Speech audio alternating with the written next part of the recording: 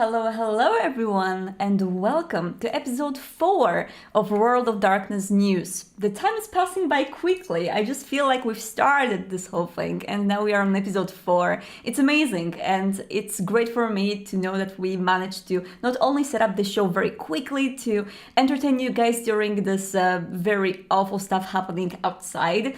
So, it's sometimes better just to stay inside and listen to some news about good stuff. And of course, it's great to have so many guests, which we have every single week. And this week is going to be no different. We're going to have Kyle Marquis joining us from the author of the upcoming Choice of Games interactive novel set in the Vampire the Masquerade world. And I cannot wait to talk about it as it hits a lot of themes which I personally very much like. And I hope you guys are going to enjoy it as well. And before we'll go into the interview, I will introduce to you the topics about which we are going to talk today. So we are going to, of course, start with the interview. The game itself is a very much on the road game where you're playing as a courier traveling in between the elders, sending the information from one to the other in this very weird post-Shreknet world where Second Inquisition controls the internet. You are the one who is supposed to deliver this information safely. Will you? There's a lot of things that we can talk about when it comes to this game, and I can't wait for Kyle to uncover more. But the other topics are going to be the community plans from yours truly. I can't wait to tell you a little bit more about what I've been cooking behind the scenes, and there's a lot. So I hope that I will unveil a little bit of the awesomeness that we've been working on. And additionally, we're also going to give some spotlight to the Latin American community, which are doing super amazing stuff. And about that, you're going to hear after we talk about the news. And when it comes to news itself, themselves, that's the proper word. We're also going to have one additional news for you, which I actually haven't included in the previous schedules because that's something brand new. We're going to talk about Banu Hakim, character introduced in Shadows of New York, and a little bit more about Banu Hakim in the 5th edition of Vampire the Masquerade in general. That's going to be fun. But first of all, let's go into the interview. I'm going to very quickly connect to Kyle, and we're going to hear from him in just a second. It's great to be here. Hello, everyone. I really hope that our audience is going to get a better glimpse about Night Road today from you. But first of all, could you please introduce yourself as an author and a creator, and of course, Vampire the Masquerade player to our audience? Of course. My name's Kyle Marquis. I've been playing Vampire since I was a little kid, probably too young to play Vampire. I work with Choice of Games, creating interactive fiction stories with them. So far, I've created 5, and Night Road is going to be my 6th game, and the first Choice of Games game to come out in the World of Darkness universe. That's awesome. And actually, I want to talk a little bit about your previous Choice of Games titles, because you wrote a plenty very well received interactive novels, but they mostly covered themes which could be interpreted as very contrasting to Vampire the Masquerade, such as epic fantasy or time travel fantasy. How did you approach switching the theme for Night Road? Well, I wanted to really produce something that felt very real and down to earth. The newest version of Vampire is very strongly focused on Kindred's interaction with regular people. I think that a lot of my games when I was younger got away from that, really introduced a lot of wild fantasy. Night Road is very grounded. You are really the strangest and most terrible thing that you reliably interact with. You'll interact with princes, you'll interact with Nosferatu, but often you're dealing with regular people, and it becomes a game of dealing with the mortal world as something that's almost too powerful and too terrible for the mortal world. That's really interesting. And when it comes to the World of Darkness in general, your past with World of Darkness is apparently pretty long. I heard that you were introduced to it in your adolescent years, which is kind of a common theme for our guests on the show, I gotta say. So can you tell us a little bit more about your past with the system? Sure. I got my hands on Vampire when I was 13 or 14 back in the 90s. I immediately set up running all sorts of wild and fun crossover games. I even ran LARPs, live action role playing games. And more than that, I think the world of darkness in general and vampire in particular, they've always defined how I approach fiction. I've always enjoyed the idea of not just playing something strange or powerful, but playing something that doesn't interact with the world the way it should. So in Night Road, in many ways, you look like a regular person. You're driving a regular car, one of several regular cars, but your powers, they're not just powerful. I wanted them to feel strange. I wanted you to feel truly supernatural in Night Road. Very quickly, going back to the little tidbit that you shared about the cars in plural, I know that also there is going to be some modifications possible for cars in Night Road. Before we are going to go to that, which I'm going to ask later, I want to ask you first, could you please explain to our viewers what exactly is an interactive novel? Because for those of players who haven't actually played it, how does it compare to a visual novel or to a book? Could you tell us more about that? In many ways, it's always strange to say that, choice of games, interactive novels, I should say, are a bit like the old choose your path or choose your adventure books that many of you might have grown up with. But there's an underlying code structure that allows us to do a lot more, gives us flexibility, and allows us to work with stats, game rules, all sorts of complex code. If you've played visual novels, they're fairly close, although Night Road and all of the choice of games novels are purely text-based. But at least for me, what I try to bring is an experience of an interactive novel, of a branching narrative that nonetheless feels like what you'd experience in a vampire game, in a tabletop game. That's really interesting. And from a perspective of someone who actually had some past with visual novels and writing them, how do you approach branching? What kind of a big branching can players expect from a novel like this? Well, choice of games is very interesting because they use something called secondary variables to control the amount of branching that you do. I'm going to get just a little technical. I hope I don't. I hope I Sure. don't confuse anyone. Um, Basically, you have primary variables or scores, which are exactly like the dots in Vampire. You have strength and you have firearms. Secondary variables are things like loyalty, your wealth, things that determine how well you do in the game.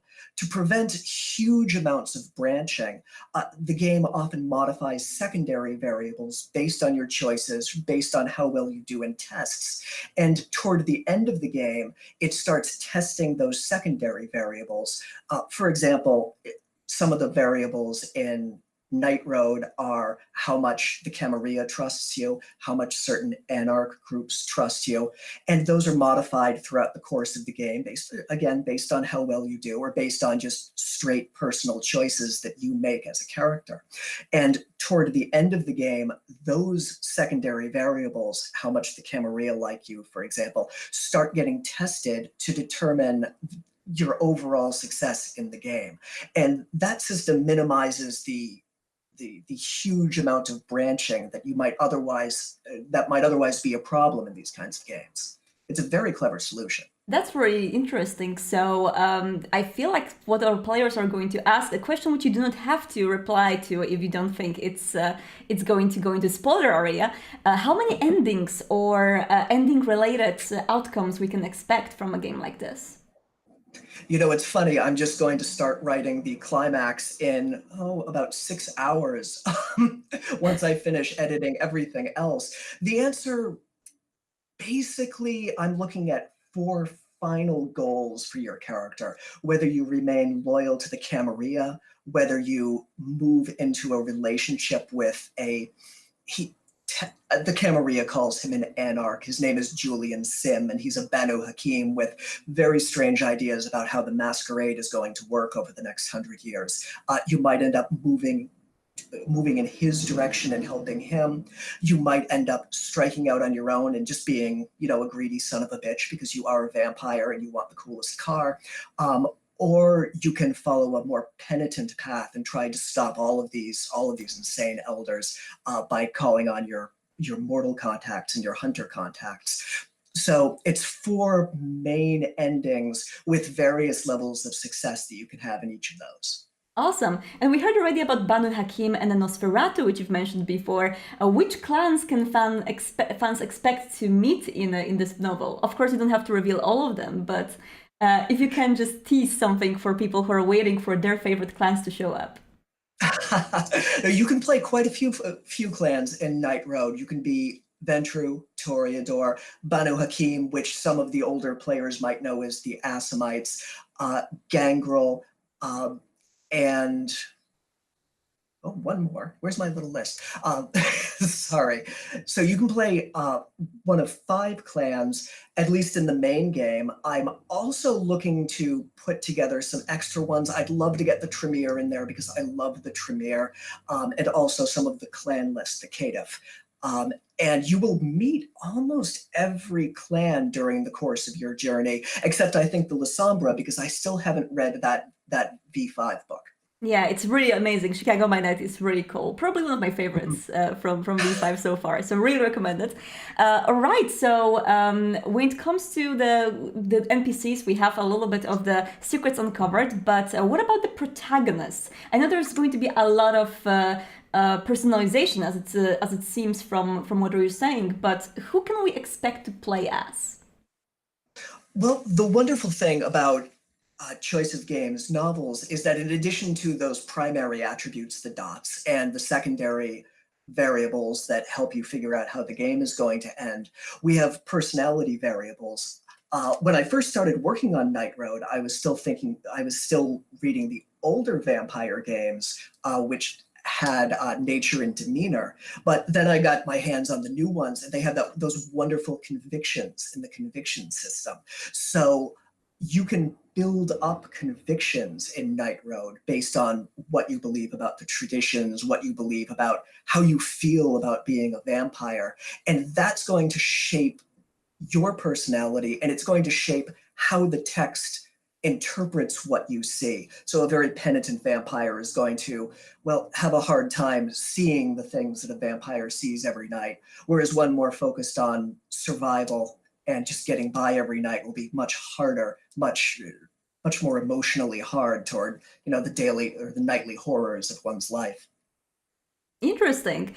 And when it comes to the gameplay itself or the story itself, it's kind of difficult to maneuver in between these terms when it comes to interactive novels because it's both. But you said yourself once that Night Road isn't exactly a mystery game, but choice of games, adventures, they are including things like clues, outsides, hidden rooms, unsent letters that you are drawing your inspiration from when it comes to what is actually happening in the game. Could you tell us a little bit more about these inspirations and how they play in the interactive novel itself?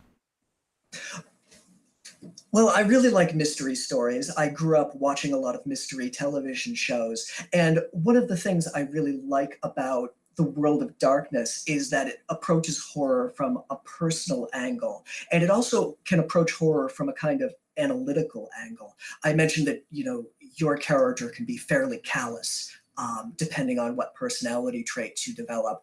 And I really wanted to have a character who felt like a pair of eyes and a pair of hands and nothing more, moving through a very fragile environment. You often find yourself in environments that some other vampire has already torn through. So there's carnage, there's death.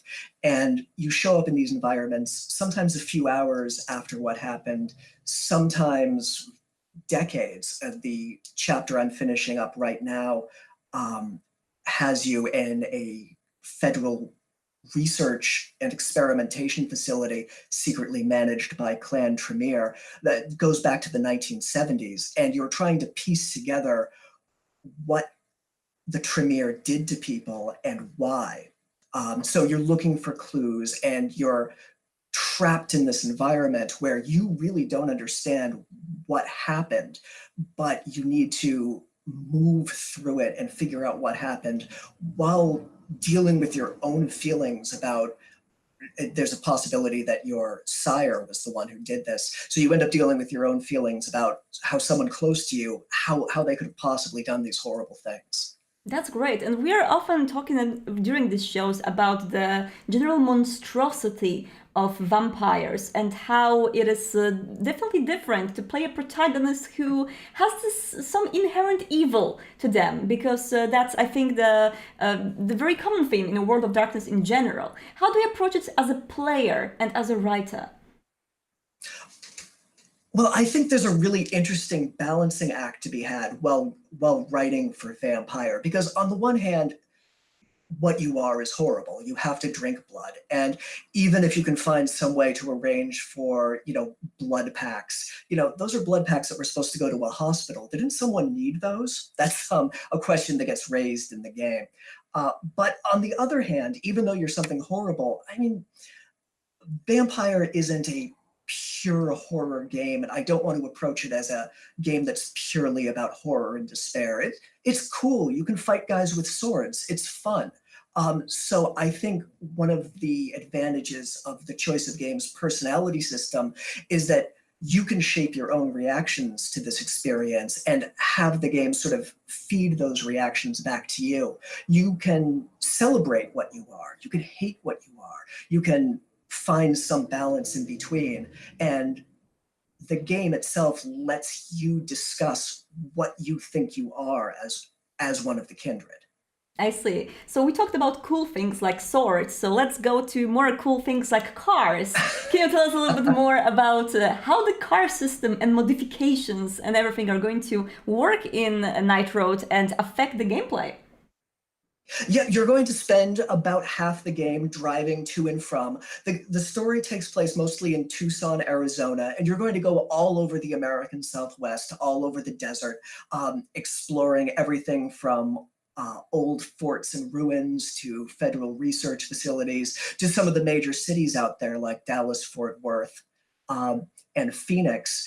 And the cars, the nice thing about the Vampire the Masquerade system is that the cars are just rated on dots based on their speed and acceleration and handling. You start off the game standing on the side of the road outside of Tucson with your Honda CRX in flames. And from there, you can move on up to all sorts of fun stuff, depending on how much money you manage to get from your jobs. There are Mustangs, there are Porsches, there are Audi TTs. You can drive a Mercedes S-Class. And each of them reflect they not only have different stats, you can sort of customize them and allow them to express your personality, which I think is a lot of fun. I don't do a lot of driving myself, but I am an American and I love cars. This is very exciting because I couldn't imagine myself just a few months ago playing interactive Vampire the Masquerade world in which cars are going to be of significance, and now I really want this. It's really cool. You were in vain pursuit. You were chasing that courier all up the West Coast, right? Yes. Oh my God, did you watch Wayne Pursuit? How did you like it? I absolutely loved it. I need to finish it. I've been a little busy. I'm writing hundreds of thousands of words, so I still need to finish Vain Pursuit and read Chicago by Night. I'm a little behind my vampire lore. But I thought it was absolutely excellent, and I really like the idea of introducing something a little bit new and fun to Vampire. So being able to drive around, being able to explore not just one city by night, but being able to see the connections, the trade routes, the blood trade all over the American Southwest, and being able to physically drive those routes. That's been a lot of fun to write, and I hope it's going to be fun for players to experience. And that's actually perfectly tying it to my personal love to the setting that you're writing it in, because I am someone who, when I was a teenager, I loved the kind of on-the-roadish literature and movies, and my dream was to go to United States and just drive from one coast to the other. I loved On the Road by Jack Kerouac. It's one of my favorite books. And yeah, I was wondering, what were your inspirations for writing and for this particular setting that you have chosen?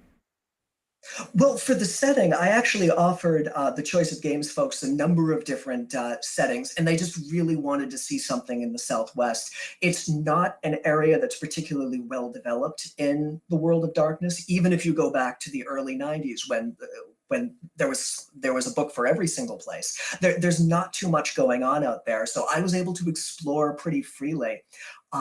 In terms of inspirations, there's On the Road, absolutely. There's Fear and Loathing in Las Vegas. There's a lot of other road novels that I've really enjoyed. I like the Sandman Slim novels by Richard Kadrey, which often feature cool cars.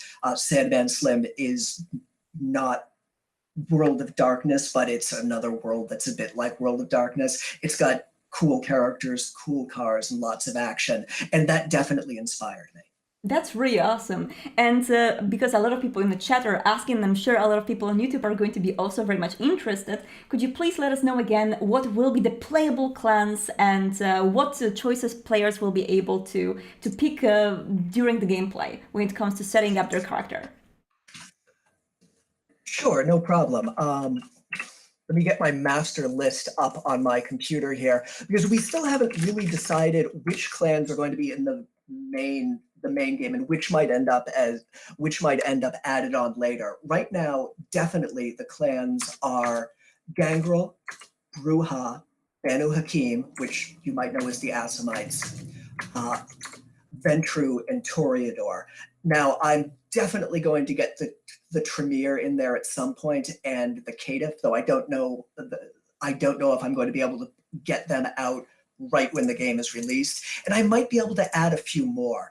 The ones that probably won't make the cut are Malkavians, since I can't rewrite the entire game for their absolutely skewed perspective. I wish I could. I wish I had time to like translate everything into Malkavian delusion speak, but I just can't. And I probably won't do the Nosferatu just because you spend time around regular people, and it's hard to know when your Mask of a Thousand is up. I didn't want to worry about you being so freakish you'd scare people. So those two probably won't make it, but I'm going to see how many of the others I can put in. And we also have most of the disciplines that have shown up in V5. So you have, where's my master list here? That's so exciting! Oh my god! Yeah. I'm sort of a maximalist when it comes to game design, and that means that it's a lot of work for me, but I also managed to produce something that feels very full. I wanted to produce something that felt not just like playing a Choice of Games game, but playing the actual tabletop experience, which I think the great thing about Vampire the Masquerade is that it's allowed to be a little big, a little out there, a little messy. There's all sorts of stuff going on, all sorts of different kinds of vampires, all kinds of ways to be a vampire, both in terms of your powers and your personality. At least that's sort of how I grew up playing the game. And I wanted to bring that to the players and let them experience that. So in terms of disciplines, you've got Protean, Presence, Potence, Obfuscate, Fortitude, Dominate, Celerity, Auspex. You can get a cool wolf buddy with Animalism, and you also have Blood Sorcery. So there's a lot going on there. I am so sold, Kyle. I'm sorry, I just want to play it right now. Where is it? So I guess the last question would be, when can we expect the game? And when we should be waiting for. We at Choice of Games are trying to make sure it comes out this summer. There is still a lot to be done. I have one chapter. I have the climax left to finish, which is very complex. And then I suspect that because of how many moving parts are in Night Road, it might take a little more time to do the play testing. A lot of Choice of Games novels are much more like novels, and you don't play test them so much as you edit them and you line edit them. This one has a lot of game elements, so it's going to take a lot of people playing through the game a lot of times, but we're really going to try to get this out sometime in the summer. But do you have already a prediction on how long it is going to be word-wise? I'm over 300,000 words. I might be around 400. The longest game I've ever written for Choice of Games was Silver World, which is 560,000 words. I don't think I'll get there, but it's going to be very big. Amazing. Kyle, thank you so much. I am very excited about it. I just did a little happy dance in here that you couldn't see, unfortunately, because we don't have a camera in here. But thank you so much for joining us today. And guys, please go to Twitter, Muchava, right? That's your Yes. Twitter handle, to follow Kyle and to follow his future endeavors. And thank you so much for joining us today. Thank you. I had a great time. Awesome. See you later. Goodbye. Bye. Night Road is going to be released on Steam this summer, that's the plans, and it's one of the first one of the choice of games titles which are going to come out on Steam first. And the other two will be Out for Blood and Parliament of Knives, and they are going to hit Steam next year, one in spring and the other in summer. I really recommend to go to Steam pages for these games. Just type in search Vampire the Masquerade Night Road, Vampire the Masquerade Out for Blood, and Parliament of Knives. And first of all, wishlist these games, of course, because this actually really helps the developers. Wishlisting, this is like very big Steam math behind it, but it helps the visibility for these games, so more people will notice them. And there's also this wonderful thing with the description of these games. It shares a lot of info about the basic lore, so you can very clearly get the grasp of what's going to be in the game faction-wise and story-wise. I really like the descriptions for these three games because they really give a very good glimpse on what is going to be in there. So yeah, I am very excited for them, and let's go to the next news. And we're going to talk about Shadows of New York. And again, we're going to talk about Banu Hakim. For some reason, they are the dominating clan during today's World of Darkness news, which is great because I totally think that they deserve more spotlight. And there's going to be a Banu Hakim character highlighted in Shadows of New York. That character is going to be called Samira. And Samira is maybe not a right hand because that would be Kadir, but she's very close to Prince Panhard. And because of the somehow crumbling position of Helen Panhard, the Prince of New York, she finds herself struggling a little bit with her political impact on the city. And she has her opinion as a Banu Hakim especially. She has her opinion on La Sombra joining Camarilla, and you play as a clan La Sombra. And she sees your clan as, you know, in a pretty negative light, but she sees you as someone with a potential. And she will probably, just like Benoit, who I talked about during the last World of Darkness news, he will try to bring you on the path of religion. I feel like Samira will try to bring you on the path of politics. And yeah, Banu Hakim is a very interesting clan. They are also called the Judges, and I think this cryptonym or synonym or nickname for them is very much fitting because they are basically these judges when it comes to very different moral codes that different Banu Hakim may have. I very simply, this is very much of an oversimplification, but I sometimes say that they are the opposite of the ministry. As ministry is the clan of chaos, Banu Hakim is the clan of law. But this law can be interpreted in many different ways. But Banu Hakim, their blood is pushing them to enforce this law. And I think it's a super interesting clan. A clan which I personally had a difficulty grasping when I read the books first. I think that it was one of the clans which I had the hardest time imagining what kind of a character I could play that I would enjoy for this particular clan, especially as I'm personally a minister. So I very much personalize myself with the opposite. But I decided recently that I want to challenge myself with making a character of the clan which I feel the least accustomed to. And I love this character now. I'm super much into role-playing him, the guy who was a werewolf hunter. And I really recommend you guys to learn more about Banu Hakim and try to play them in your games. I've made a video on my channel about them if you want to get a little bit more of the lore. And when it comes to the official lore, you can check out Vampire the Masquerade 5th edition Camarilla sourcebook, which has the passage on them. So what are we working on in the shadows? I am basically responsible for making sure that you guys, the community, feel included, feel informed and entertained, and this is something that is my main job. And I'm obviously crafting a lot of strategies behind the scenes to make sure that this happens. And I want to share a little bit of that background of what I've been working on silently for the past, it's 3 months already almost, isn't it? And that is mainly the plans to onboard the community. So both for those people who played the old Vampire the Masquerade back in the days, or who never played Vampire the Masquerade in general and never played any other settings of World of Darkness, the ways for them to learn about them easily and get in the general mood and make sure that they are informed when they jump into video games, products like books or novels, and or either when they are actually being starting their whole journey with, for example, Night Road or Bloodlines 2 or the comics, that where do they go next and what is their next step.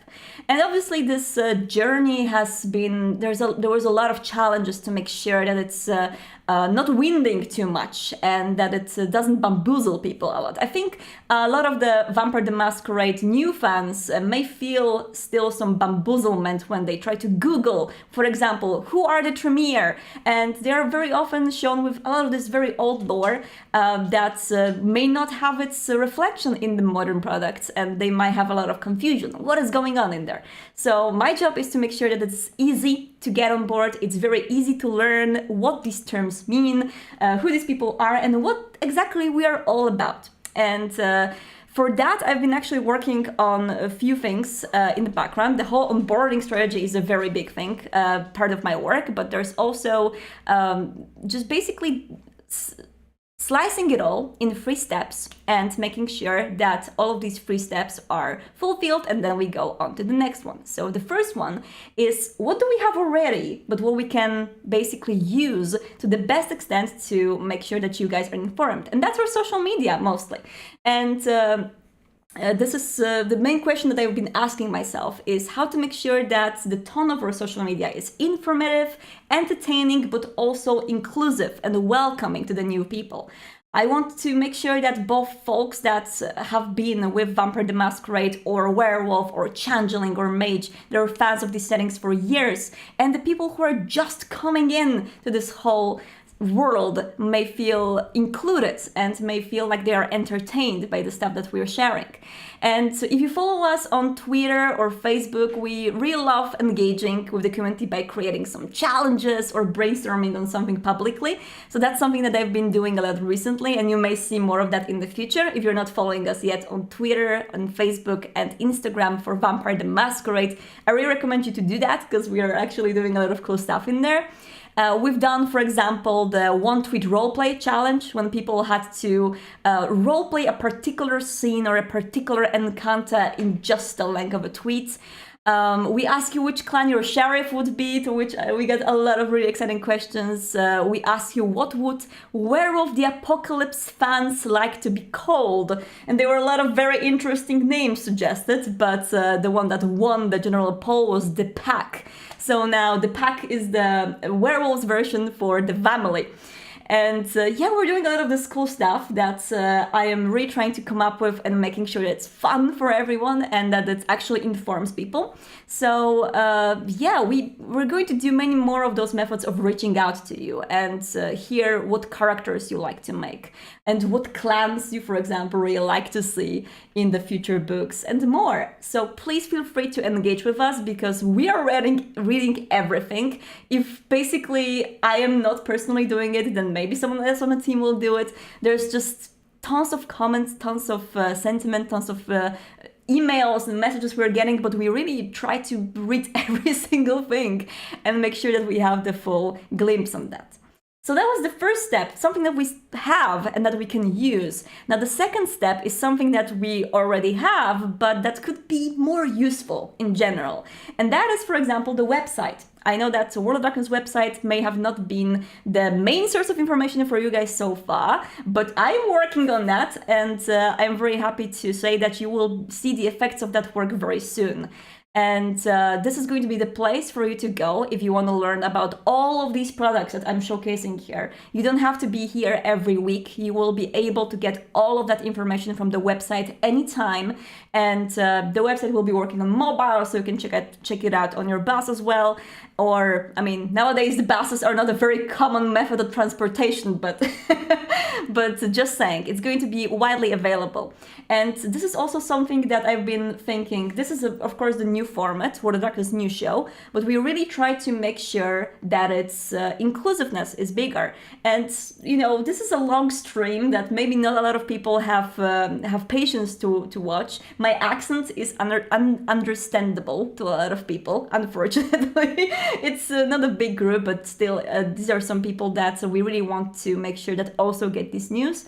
And that's why I will be making a sum ups of all of these news episodes on our website. So everything is going to be there after the show hits. So I hope this will be very helpful. And the third and the last is the things that we don't have yet. We do have a website, of course, we have social media, some of them at least, but there are big open seas to explore in there. And, if I would live in a perfect world where I would have 8 hands to operate it all, and we will have basically just, this whole wide array of everything that we can do, then we would be living in a world with World of Darkness radio and tons of more streams and mood boards and basically everything that can help people get involved with the World of Darkness and get the whole glimpse on that. And you know what? I've been doing preparations for some of these things, and I cannot wait for you guys to see what I've been cooking, especially mood board wise, because that's really interesting. Basically giving people inspirations for their roleplay, tools for their roleplay as well, and things that are going to enable you to jump in either from the games to roleplay or in between the games and titles or to the lore in general easily. And that's my focus. And I've been really working my ass off. I'm sorry for using that word, but I hope it's, it's World of Darkness. I hope I can to make sure that this happens. And yeah, I'm very excited about that. And I really hope that you guys will going to see some products of that work soon.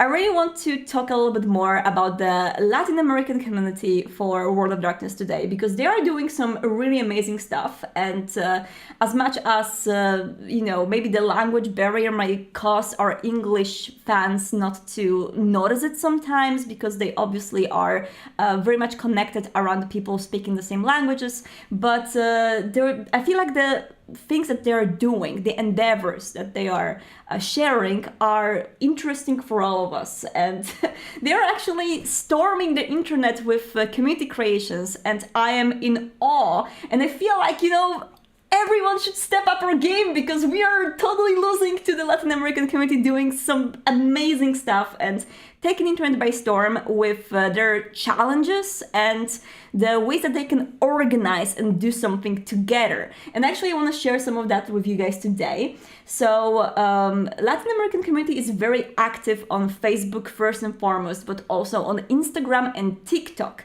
TikTok is something that may not be that much known to some of our older fans or basically people also like me, I guess. I'm just jumping on TikTok right now. I haven't actually had a TikTok account before. I think about setting it up this week and doing something there.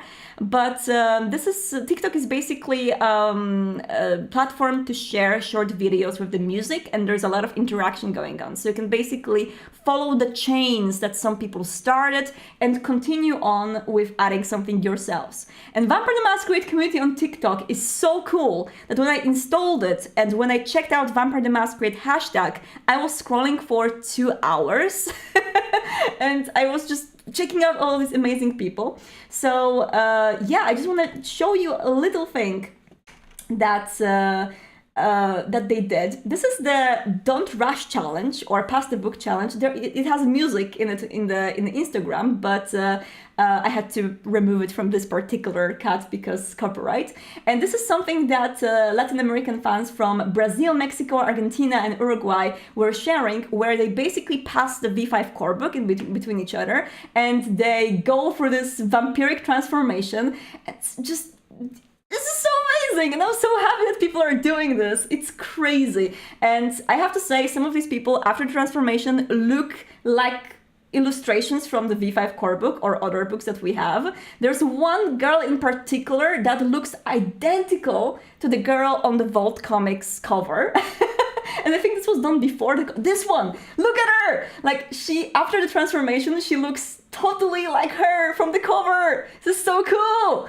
Yeah, I absolutely love what they're doing. And yeah, this is thanks to WOD Latino America community on Facebook and Instagram. So they are actually doing really amazing stuff, and I really want to introduce more of that. But this is so cool. Like, look at this guy. He has a contact lens that makes his eye look I'm just, yeah, I'm in love with him. I just love everything that they're doing, and there are more challenges like that. So this is just one of them. But they also did the 13 Clans Challenge, which is also on TikTok and Instagram. And that is when they are actually transforming themselves into the particular clans. There's also Pass the Brush Challenge, where they're passing the makeup brush and they are having this, this is so cool. They're having this, this crazy vampiric makeup. And yeah, they're doing amazing stuff, and I love it.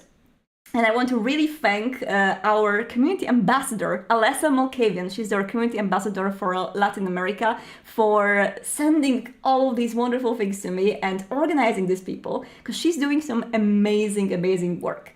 And if you guys want to follow more endeavors from the World of Darkness Latin America, then I really recommend you to check out one thing. Let me just very quickly show you here. So this is the Instagram. This is not an official Instagram from the brand team, but this is the Instagram for the community of Latino America for World of Darkness. And if you will go there, they are actually organizing these interviews with community members every Wednesday at 8 p.m. Buenos Aires time. So if you are from Latin America and you want to, get some glimpse on the community and the community members, every Wednesday they're doing this live on Instagram where they're interviewing folks. They started it just this week. And next week they're going to have the second episode of the talk show. So I really recommend you guys to check it out. And yeah, I'm sending a lot of love to them because I just love them. They're amazing. And because of that, I want to cover more details from this community, but I feel like I'm not the best person to tell you about this. And that's why next week on the show, we're going to have Alessa Molkavian, who is our ambassador for Latin American community, joining us during the show to tell us about all of the endeavors that Latin America is doing when it comes to World of Darkness. And they are this extremely passionate and engaged community, and they're doing things which I'm afraid are not very often showing up on the my friends' timelines for the English-speaking audiences. And I feel like we really need to collaborate more and do more stuff together, because these guys are just extremely amazing, and we should all take an example. So yeah, Alessa is going to be there next week talking about her community. And yeah, I cannot wait to show you guys more different communities from around the world in the future World of Darkness news episodes. And I really hope you enjoyed this one. Thank you so much for joining us. Thank you to Kyle for joining us for a wonderful interview. And remember that you can always reach out to us anytime on Twitter, Instagram, Facebook.